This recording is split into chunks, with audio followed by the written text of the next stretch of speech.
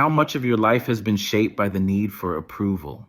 How many decisions have you made not because they were right for you, but because you feared what others might think? Imagine living in a world where every action you take is measured by the expectations of others, where your sense of self is built not on your own desires, but on external validation. From the moment we are born, we crave approval.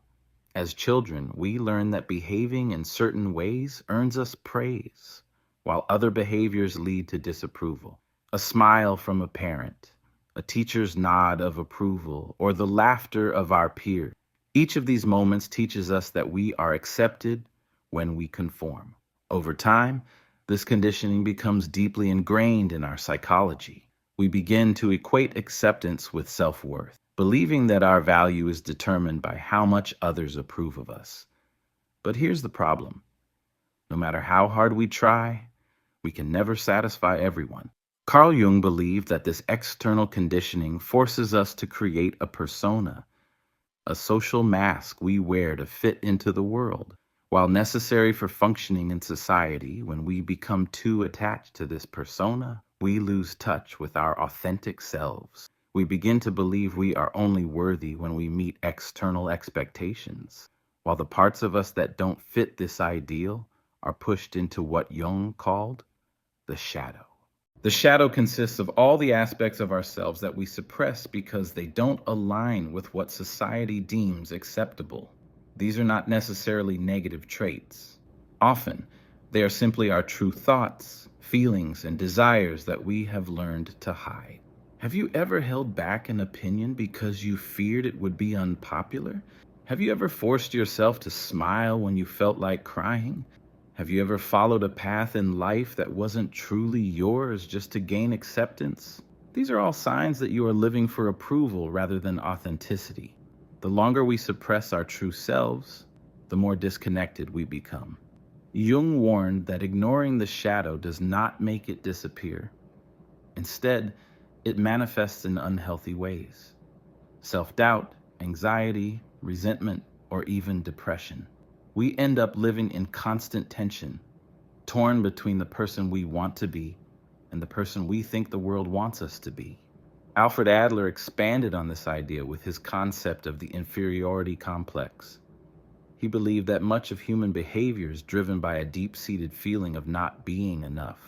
This feeling pushes us to seek external validation, to prove to the world and ourselves that we matter. We chase status, admiration, and approval, hoping they will make us feel complete. But Adler's key insight was this: true confidence does not come from external validation. It comes from within. He argued that the healthiest individuals are those who develop a strong sense of social interest, not in the sense of seeking approval, but in feeling connected to humanity in a way that is not based on competition or validation. In other words, the more you focus on living a meaningful life, the less you will crave approval. So how do we escape this cycle? How do we break free from the need for validation and reconnect with our true selves? The first step is awareness. You must recognize how deeply this need for approval is embedded in your thoughts and behaviors. Ask yourself, how many of my choices are truly mine? And how many are shaped by the fear of judgment? How much of my identity is built on what I think others expect from me? Once you begin to see this pattern, you can start to question it.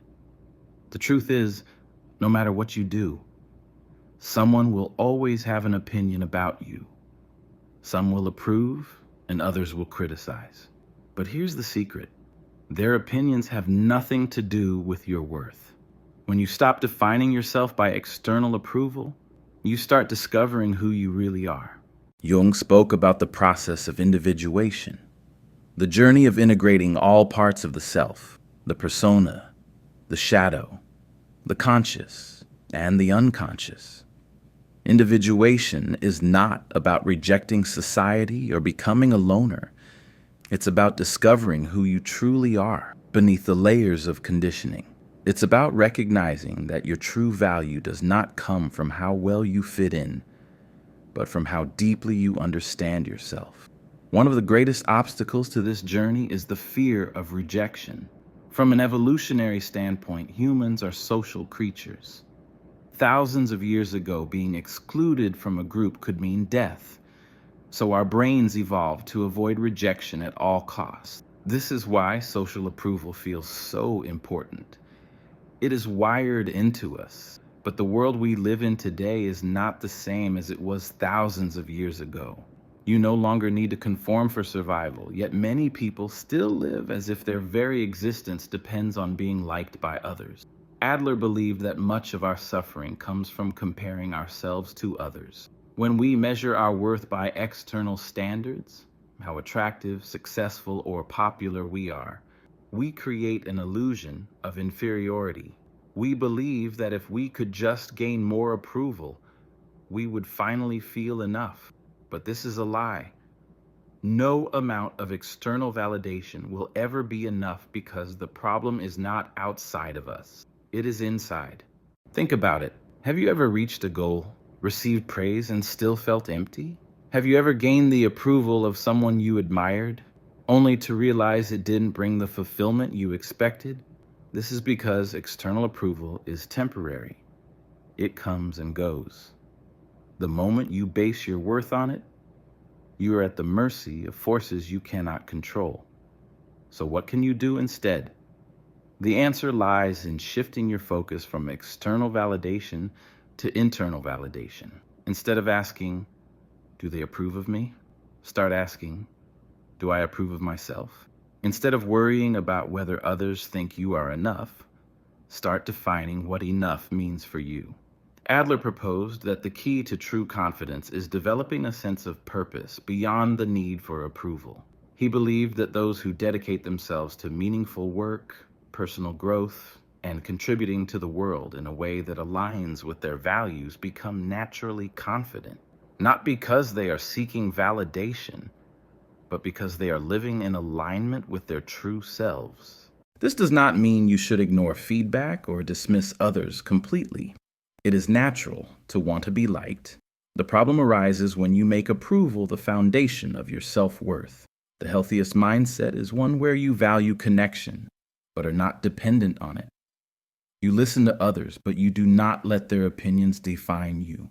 You appreciate validation, but you do not crave it.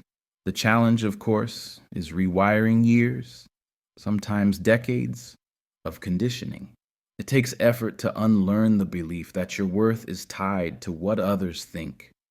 It requires practice to make decisions based on what feels right for you rather than what will gain approval. And yes, it requires courage to face rejection and still stand firm in who you are. But here's the truth.